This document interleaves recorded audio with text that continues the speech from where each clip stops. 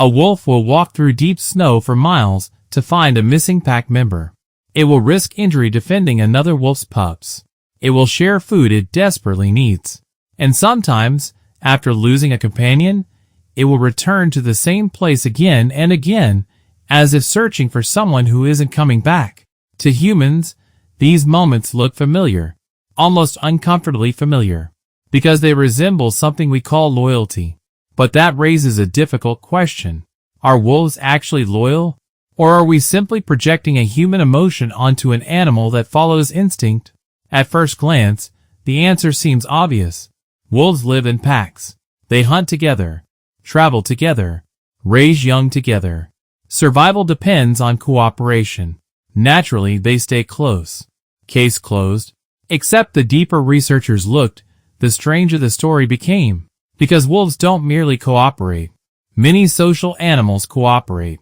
Ants cooperate. Fish cooperate. Birds cooperate. What makes wolves different is what happens when cooperation stops making sense. There are moments when a wolf appears willing to sacrifice time, energy, safety, and even opportunity for another member of its pack. Moments that seem irrational from a purely selfish perspective. And that's where the mystery begins. For a long time, people misunderstood wolves. Popular culture painted them as ruthless competitors. Creatures constantly fighting for dominance. A world ruled by aggression and power. The image became so widespread that even human leadership books borrowed the idea of the alpha wolf. But the original research behind that concept was deeply flawed. Most observations came from unrelated wolves trapped together in captivity. Artificial groups living under unnatural conditions. What researchers eventually discovered in the wild told a very different story. Wild packs were not gangs of rivals. They were families, parents, offspring, siblings, relatives working together to survive. And once scientists began viewing wolves as families rather than competitors, countless behaviors suddenly made more sense. The strongest wolves weren't simply leaders.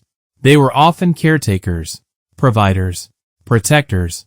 What looked like dominance was frequently responsibility. And that changed everything. Because loyalty begins to look very different when viewed through the lens of family. But that still doesn't explain something important. Family bonds can exist without loyalty. Humans know this better than anyone. Shared genetics alone don't guarantee devotion. So what exactly keeps wolves connected? Part of the answer emerges during the hunt. A wolf hunting alone is dangerous. Large prey can injure or kill even experienced predators. But together, wolves become something greater than the sum of their parts. Each animal plays a role. Some pursue, some flank, some anticipate movement. Success depends on trust, and trust is fragile. One mistake can have consequences for everyone. What makes this remarkable is that wolves must repeatedly place their survival in the paws of others. Every hunt becomes an exercise in dependence. Every success reinforces cooperation. Over time, that dependence creates relationships far deeper than simple convenience. Because trust, once established, changes behavior. And researchers noticed evidence of this trust everywhere. Wolves greeting each other after separation, sharing food, defending vulnerable members, waiting for slower companions, even adjusting travel speed to accommodate the weakest individuals. These actions don't maximize individual efficiency. They maximize group stability.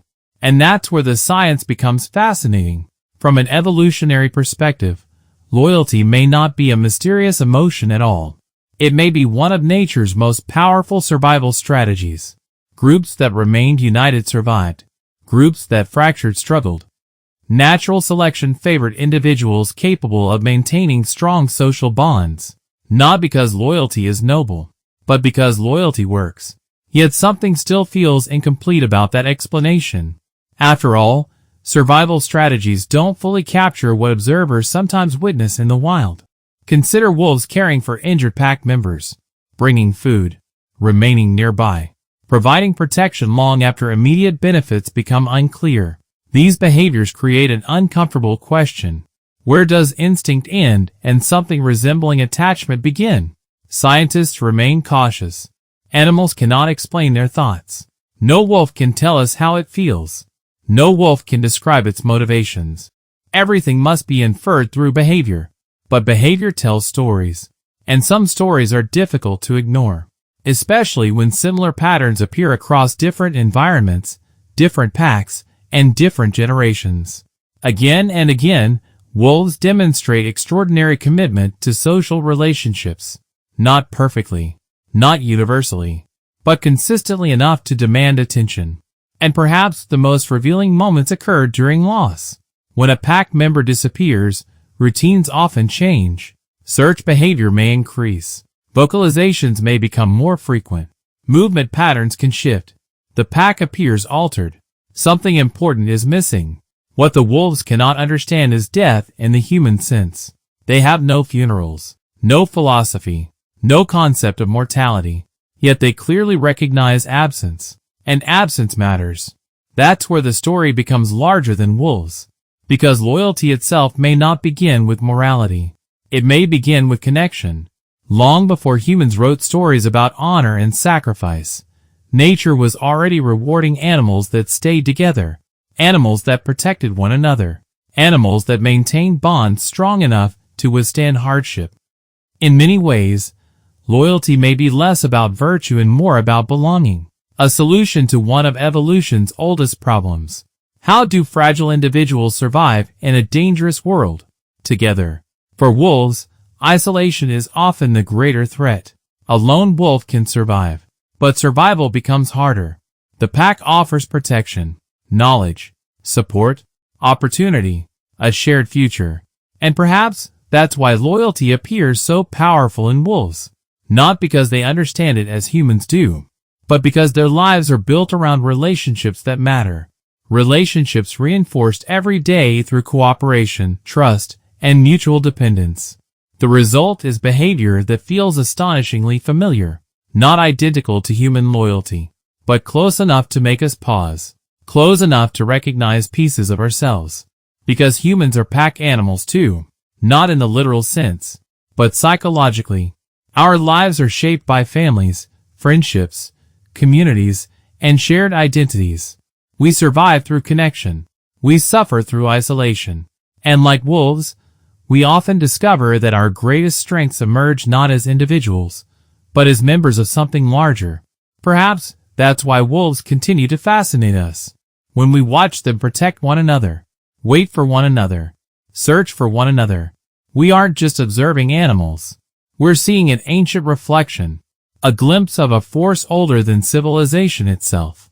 A force that helped shape countless social species across millions of years. Call it cooperation, call it attachment, call it trust, or call it loyalty. Whatever name we choose, the effect remains the same. A wolf standing beside its pack in the middle of a frozen wilderness is doing something profoundly simple. It is choosing connection over isolation. And maybe that's the reason the question is so compelling. Not because we're trying to understand wolves, but because, in some strange way, we're trying to understand ourselves. And when a wolf refuses to abandon its own, the mystery isn't why the animal behaves that way. The mystery is why that behavior feels so deeply familiar.